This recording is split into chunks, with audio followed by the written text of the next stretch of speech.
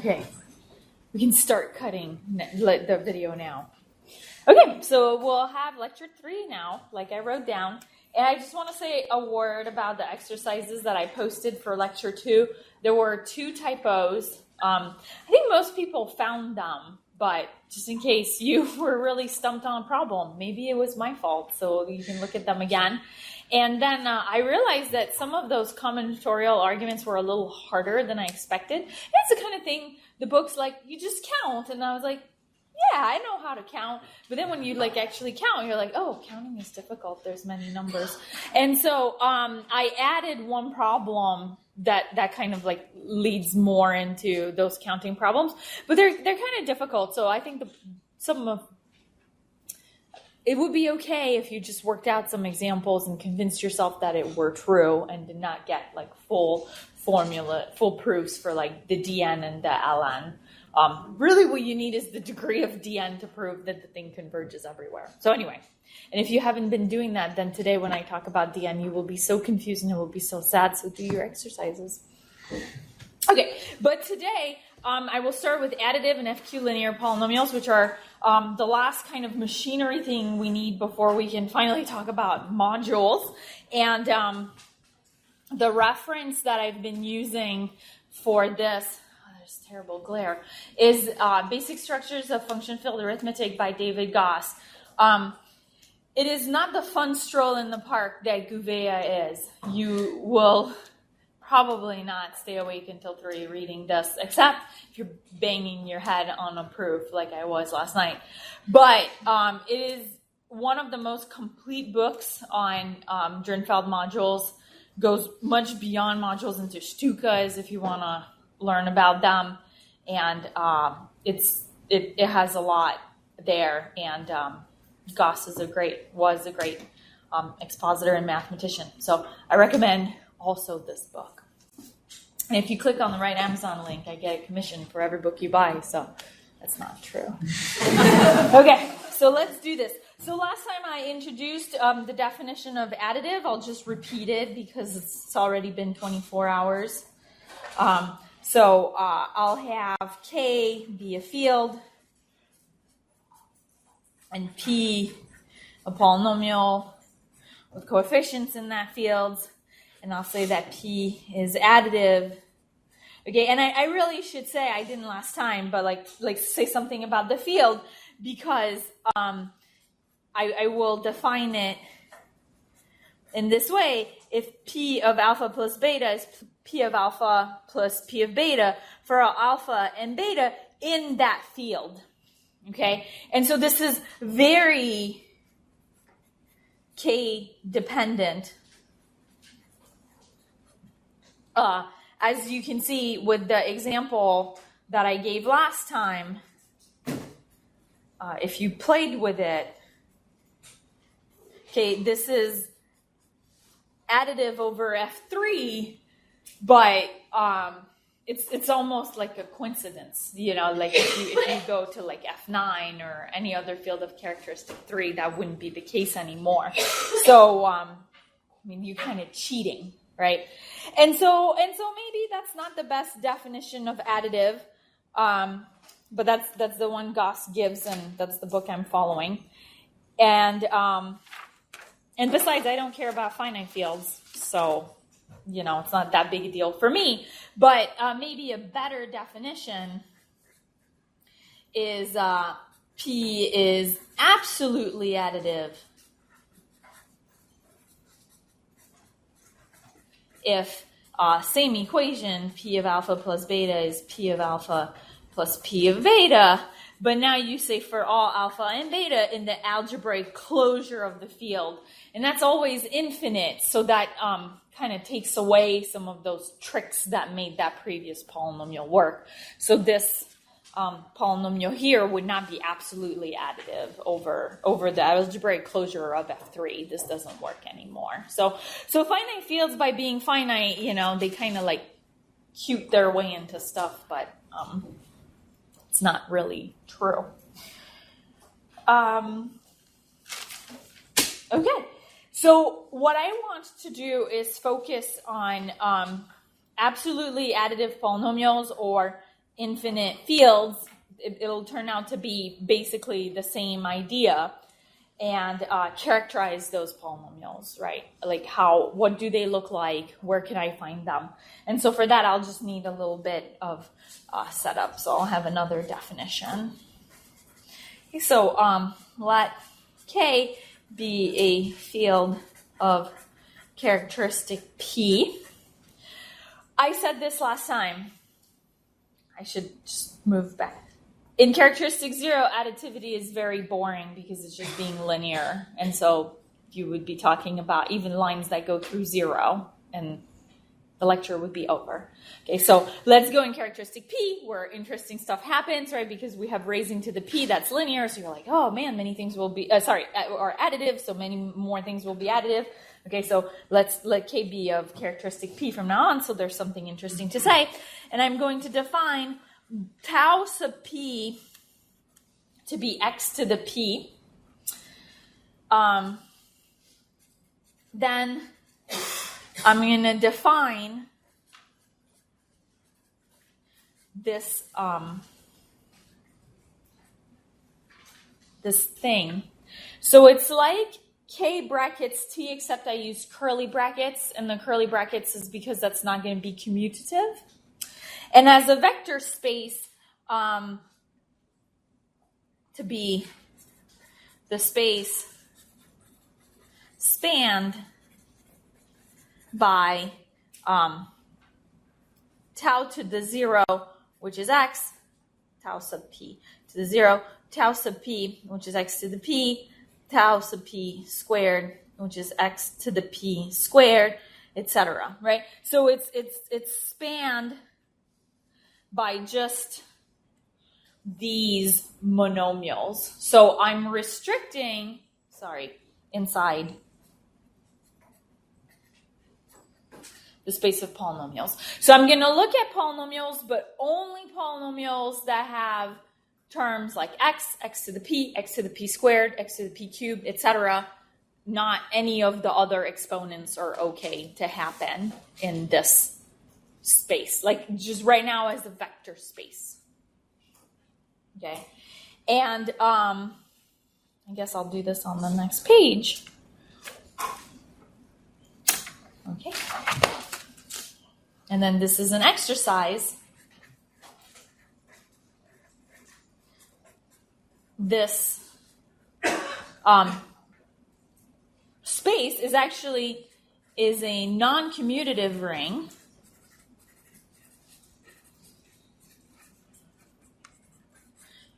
With the addition from the polynomial ring, so just like add polynomials like normal, okay? But the multiplication in that ring is composition of polynomials. So I'm not multiplying the polynomials like normal.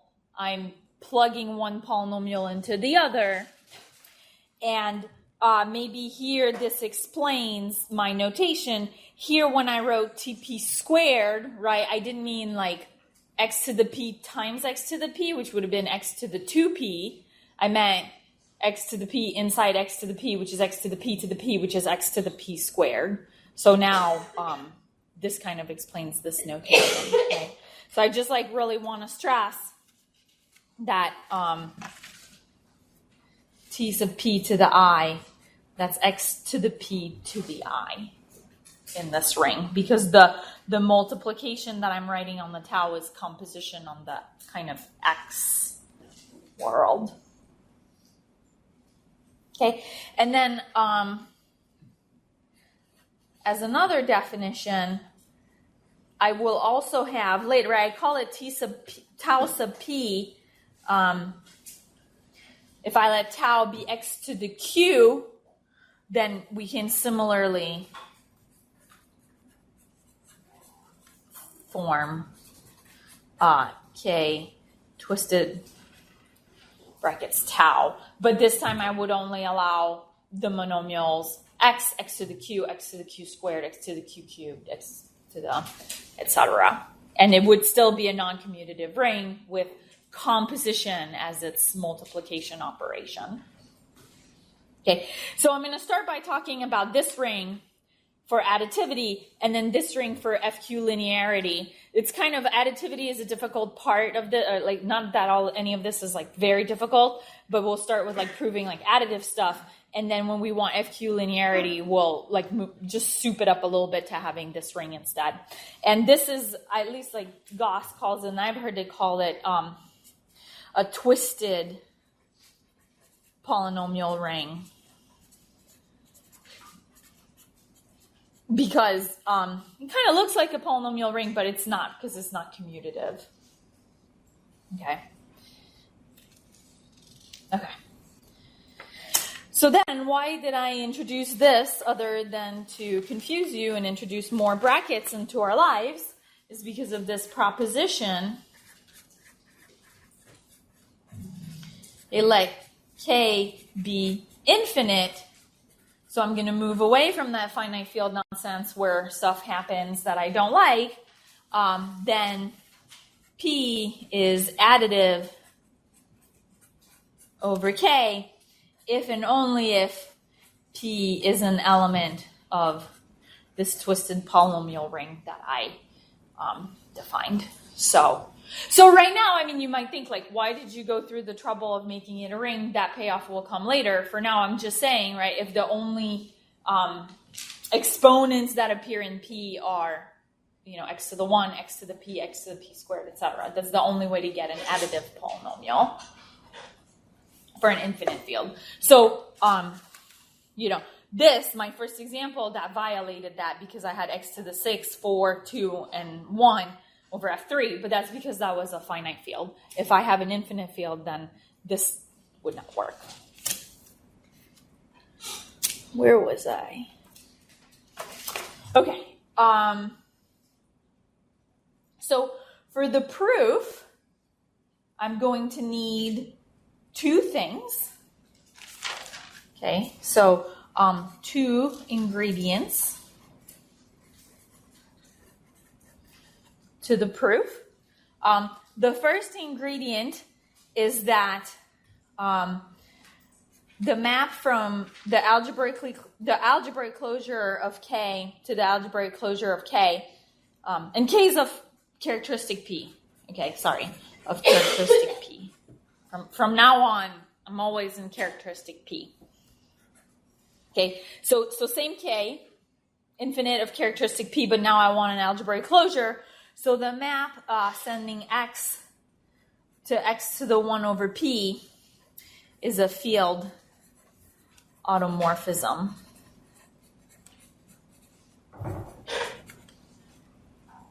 Okay, and I'm not going to prove this to try to speed up and actually get to Carlitz modules, but basically you would prove this by showing that x to the p is a field automorphism.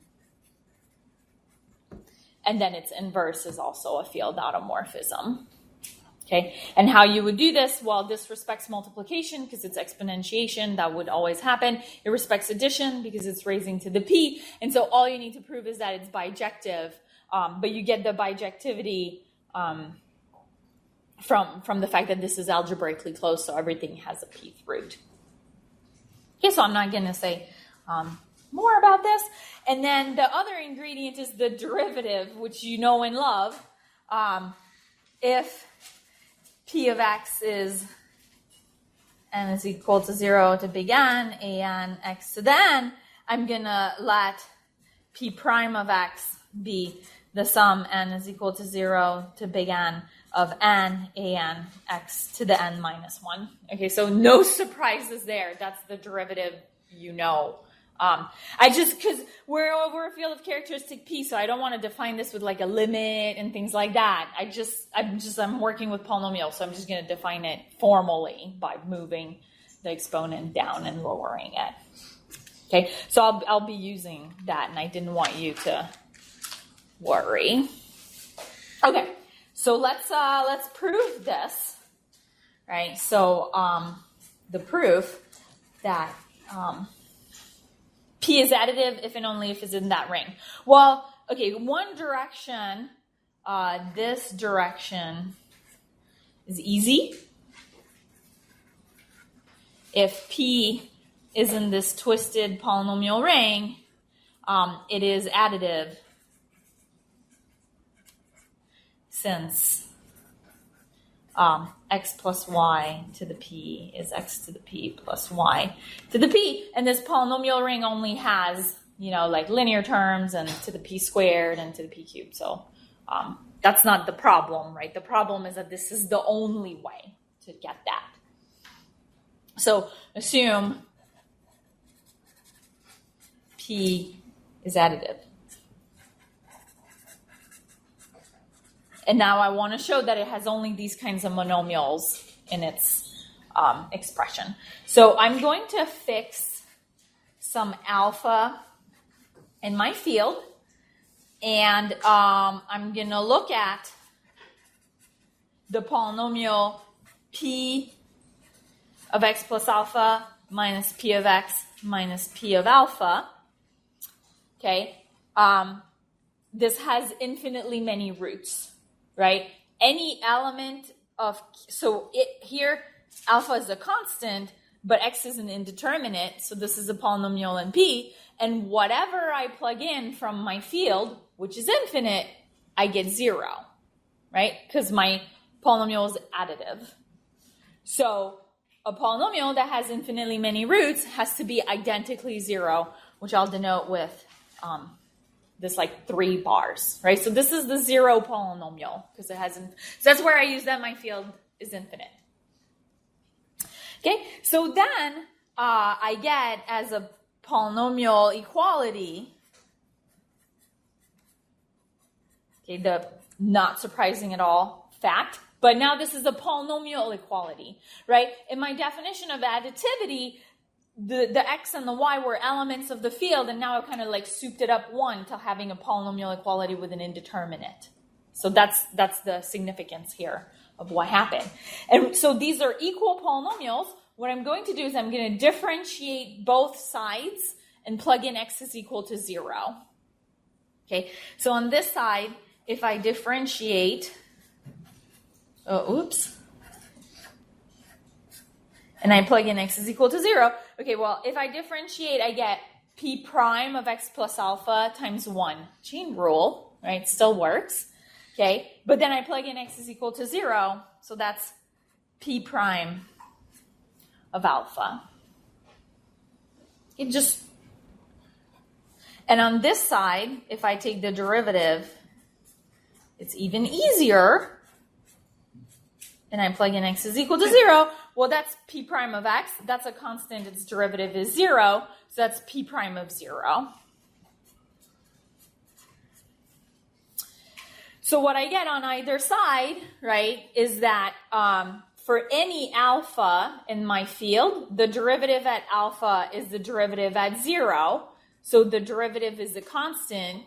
And if we were in characteristic 0, that would mean that p of x was, some constant times x. But we're in characteristic p, so it doesn't mean that, okay? It means that there's a bunch of other terms, but nj is always 0 mod p,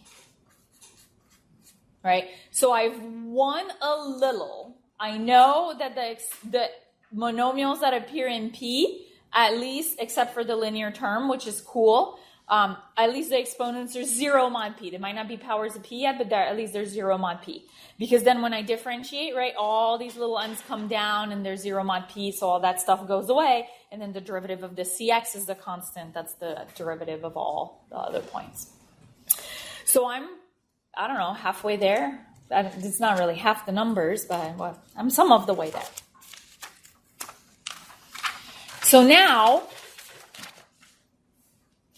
I'm going to write my P as P naught of x plus P1 of x, with P naught of x in my twisted polynomial ring, right? So,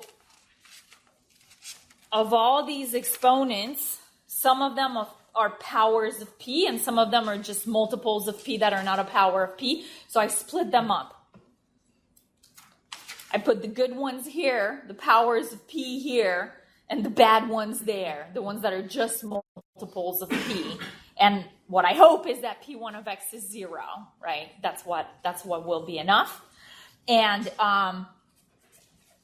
notice that P1 is additive itself because P1 of X is P of X minus P naught of X. And these two polynomials are additive, right? This one is additive by assumption, and this one is additive from being in this twisted polynomial ring. And if you work it out, the sum or difference of two additive polynomials is also additive. So I have an additive polynomial, right? So now I'm going to let P to the E be the largest power of P that divides all the exponents of P1, right?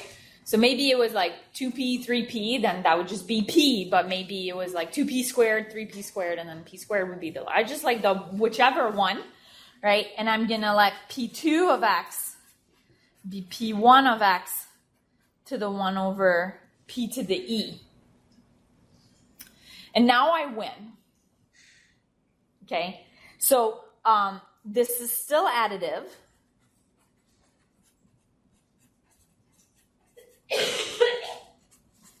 Because 1 over P to the E, raising to the 1 over P to the E is a field automorphism.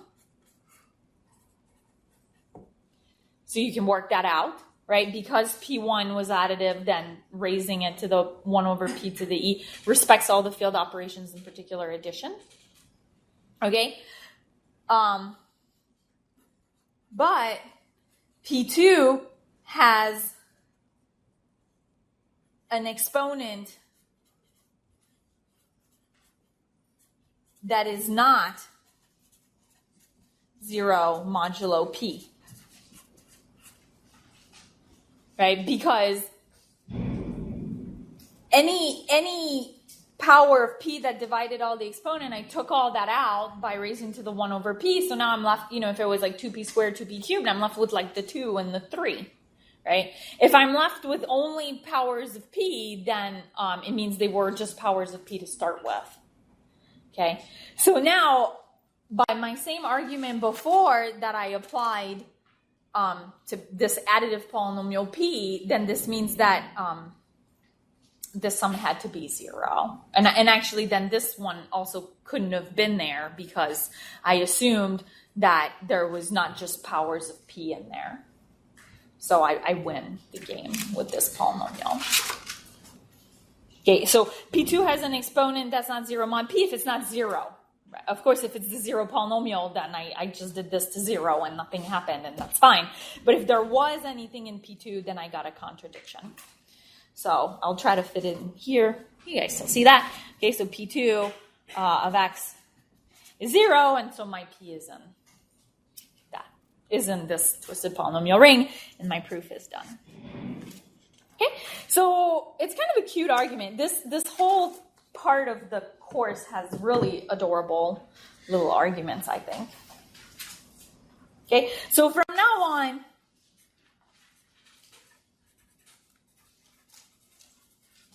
we'll assume K is infinite of characteristic P, because I will certainly forget to say it. Okay, but I only care, like really in my heart, about FQ brackets T, which is both of these things. Okay, so we'll need one more definition because I'm in characteristic P. A polynomial, it's a definition / proposition. A polynomial is separable, so this is over any field if its roots are distinct in K bar. Okay, so that's if you took like any Galois theory or abstract algebra, that's the usual definition of being separable. And this is the case if and only if the polynomial p and its derivative p prime are relatively prime.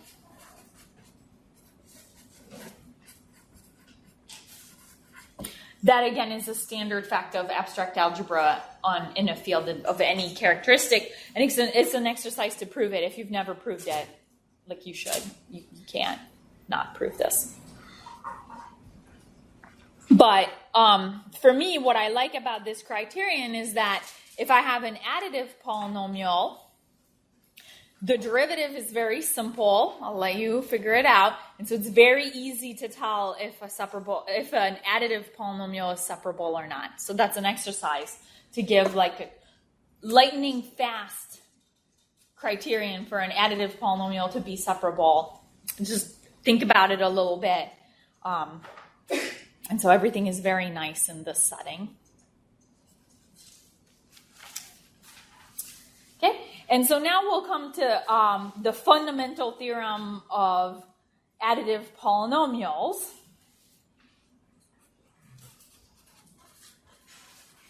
Which is the whole point that I was trying to get to, and which I will use all the time, and so should you. So let P be separable. And I'm going to denote its roots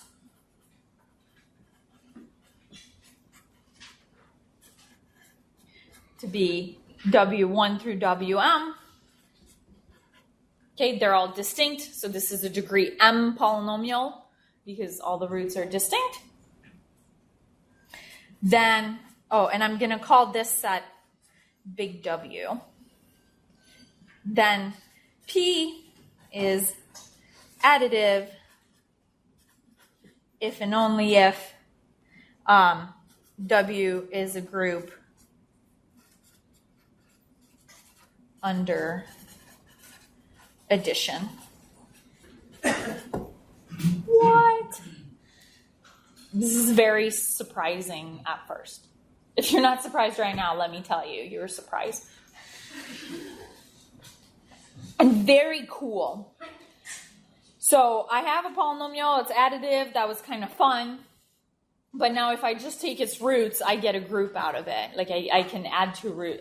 So first, you can add two roots and you get another root. That's not so difficult if the polynomial is additive, but the other way around is like whenever you can add roots and get another root, your polynomial is additive. So that's very nice. Okay, so let's prove this because it's also a really nice polynomial argument. Okay, so again, there's one direction that's easy.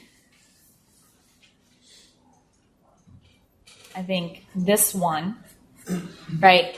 If P is additive and W1, W2 are two roots, then P of W1 plus W2 is equal to P of W1 plus P of W2, which is 0 plus 0, which is 0. So the roots are closed under addition.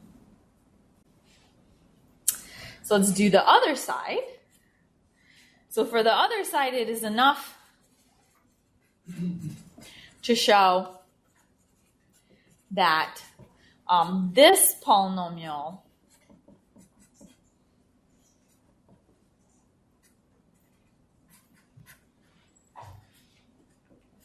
is additive. Right, because my polynomial P that had these roots is just a constant multiple of it, and if this one's additive, then a constant multiple of it is additive too. So I'm just going to work with this one. I'm going to show that it's additive. And I'm going to notice that if I have a root, then P of x plus W is equal to P of X, because adding W to X is just permuting these roots in that product. So it's the same product. And now I'm going to do a really tricky trick. So I'm going to start by fixing Y in my field. And I'm going to let H of X be this polynomial.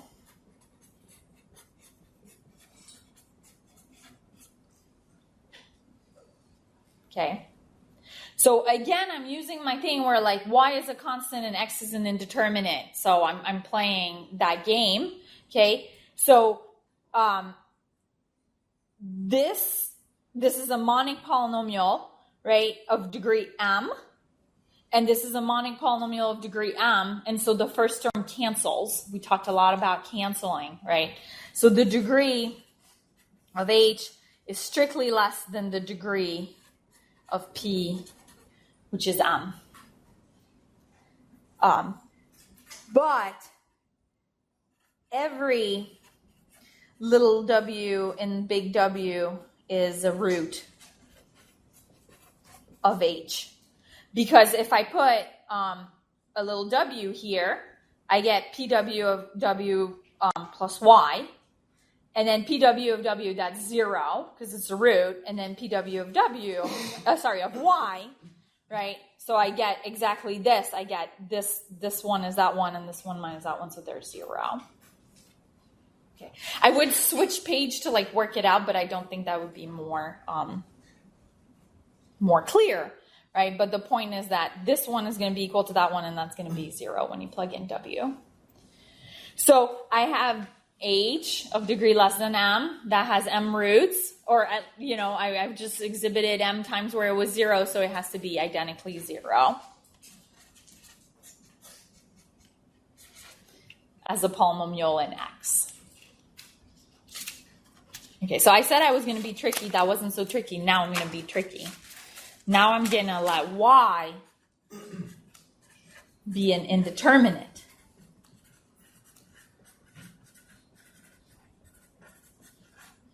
So I'm going to call this H1, so we're not confused. But it's the same. It looks the same. It's not the same, but it looks the same. Right? This is now a polynomial in 2 variables, X and Y. I'm not using Y an element of my field. Okay? And if I plug in alpha, right, if I plug in an element of my field, then I'm back in my earlier situation. Yeah. Right here, when I was like, oh, Y is an element of my field, I was like, oh, that's a polynomial that's 0 in X. So now I have like a polynomial in Y, and I plug in any element of the field, and I get 0, right? I get like as a polynomial. So maybe I want to really think about it as like a polynomial in X in Y, right? So the polynomial in Y has infinitely many roots, so it has to be 0 as a polynomial in Y. And K is infinite. So that's the tricky part. So H1 of Y as a polynomial is identically 0. And so now I get this identity as a polynomial identity. And so P is additive. PW is additive. Okay, so there's like just some delicate stuff with plugging in elements and thinking of polynomials. 0 is polynomials, or 0 when you plug in. And I invite you to ponder this deeply if you were not convinced by my argument now. So this was all about additivity. And I want to upgrade to FQ-linearity. And I'm just going to state the results. They're actually easier to prove, so I'll leave it for you to do. So upgrade everything to FQ linearity.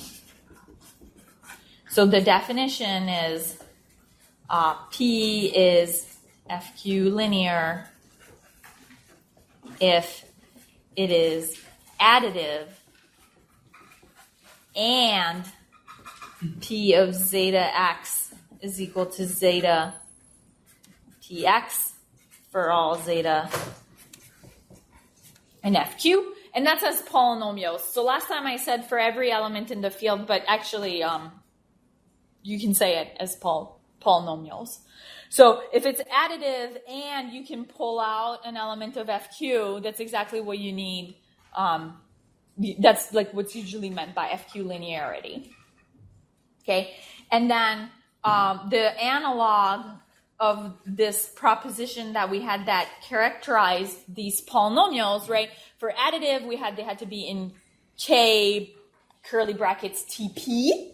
So here we'll have P is FQ linear if and only if P belongs, but this time it'll be K brackets tau, right? And remember that tau is x to the q. So the x to the q will respect the addition, and then raising to the q will allow you to pull out an element of FQ because elements of FQ are fixed by raising to the q. So that's the proof of this. Okay, and then the fundamental theorem, I think I can fit it on this.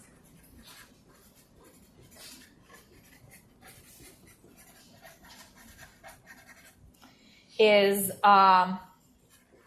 let P be separable, W its roots, right? Same setup as before. It's separable, so it has M roots. During some algebraic closure, that's fine.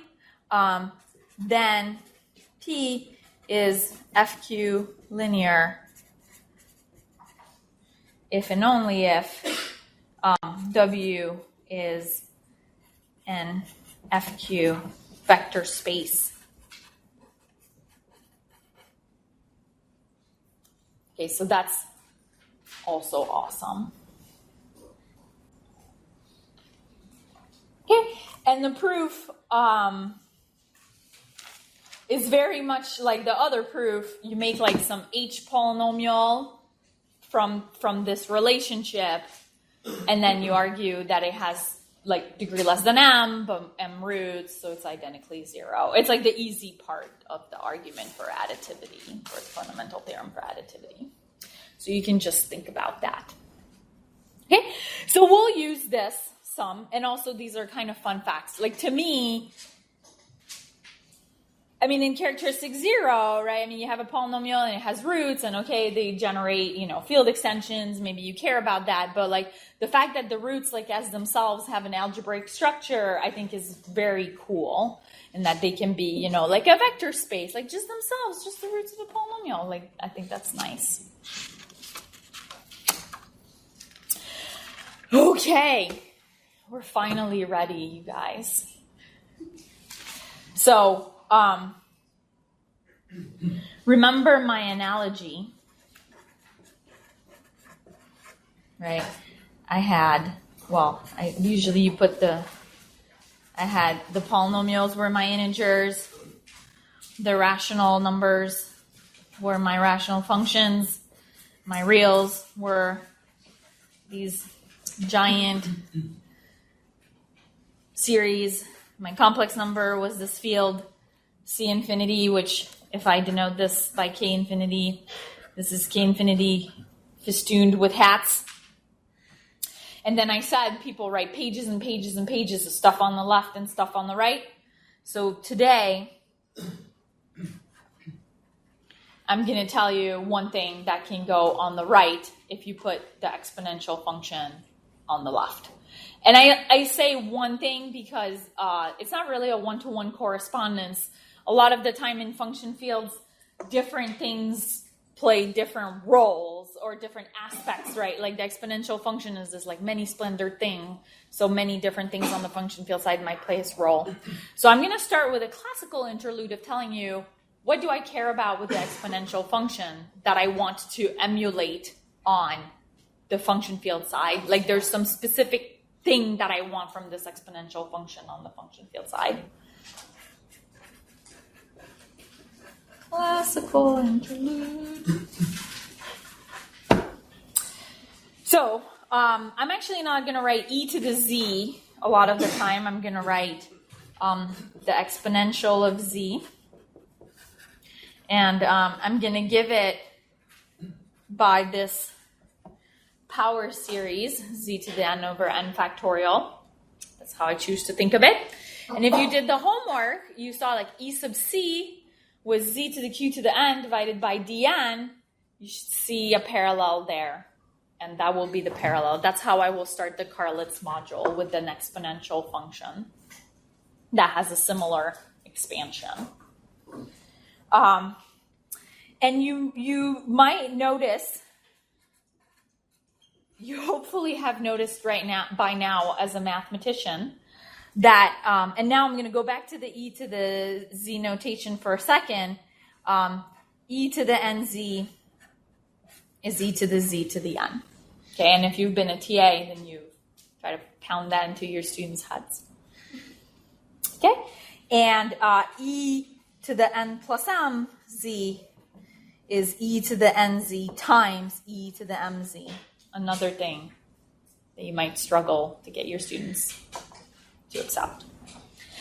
And so what I want to point out by this is not exponent laws, but how on this side, multiplication by n becomes exponentiation by n, and addition becomes multiplication.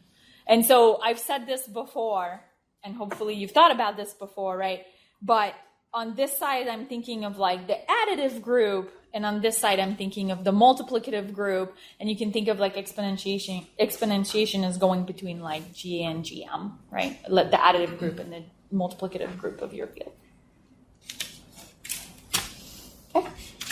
And so I'm going to set up a diagram that I will set up again for you in the Drinfeld setting. And I'm actually going to think of the exponential function as going between c and c cross, the multiplicative group of c. For one thing, that makes it surjective because I never hit 0 with the exponential function, so I might as well not worry about it. And I also want to remember that on this side, when I add, right, on that side I multiply. So I think of multiplication here. And on this side, right, I'm going to think that I multiply by n, and then when I exponentiate, right, the right thing to go here is the map z to the n, right? And that's it. That's the whole point.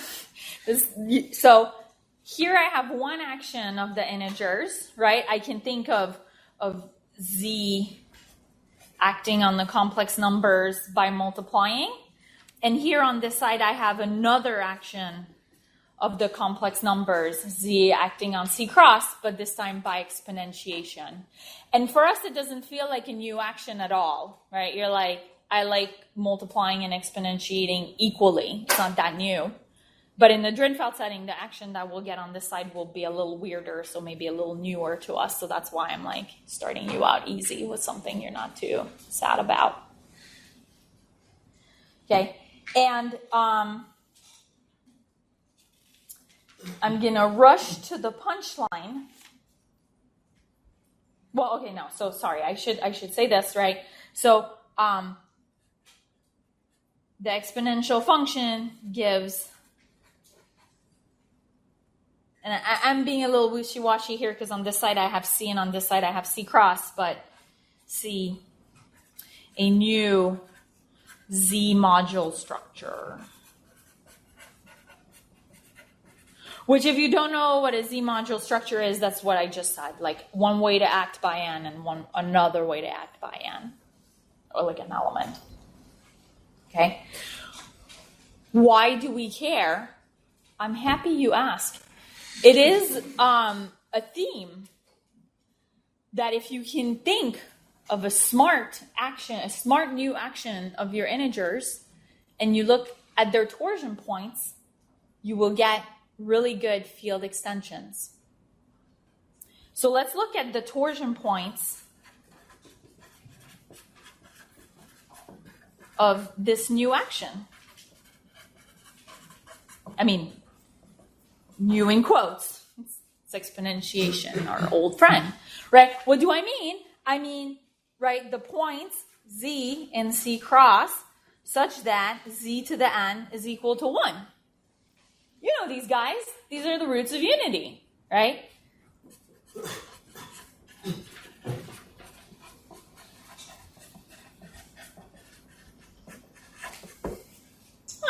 want to say X gives C star a new Z modular structure? Yeah, so that's why, right?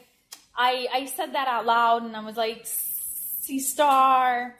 I won't have that problem in the Drinfeld setting. So, yeah. But then see, like the old Z module structure was not on C star, so that's why it's like the new part here is like difficult. The analogy is not perfectly tight. But at least hopefully it'll carry you through the other thing, what I want.